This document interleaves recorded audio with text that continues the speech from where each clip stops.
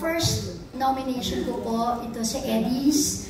And salamat po at pumasa po sa panlasa ng Speed Members of the Press ang aking pong pagganap sa pelikulang Apag.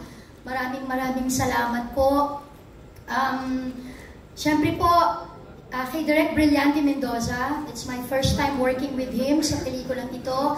Center Stage Productions, Ate Chrisma, lahat po ng kasama namin sa production. Of course, my family. Siyempre po ang aking pong ever faithful and supportive husband, Christopher, Mr. Someru.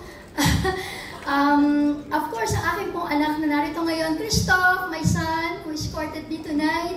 Thank you, anak. And of course, Ahisha, Grant, Gavin. Pasensya na po, medyo marami akong anak.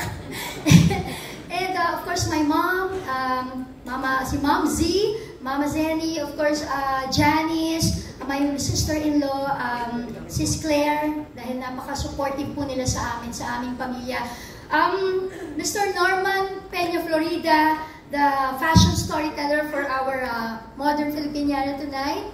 And Mama Ray de la Cruz, my ever-trusted friend and who always brings out the best in me. Of course, my manager for almost 3 decades, Nanay Lolit. Nay Lolit, para po sa atin to, Nay. Kuya Gordy.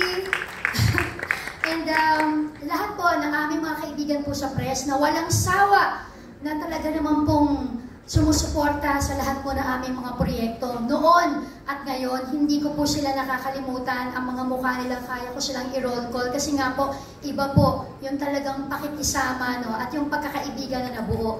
Maraming salamat higit po sa lahat sa ating Panginoong Diyos.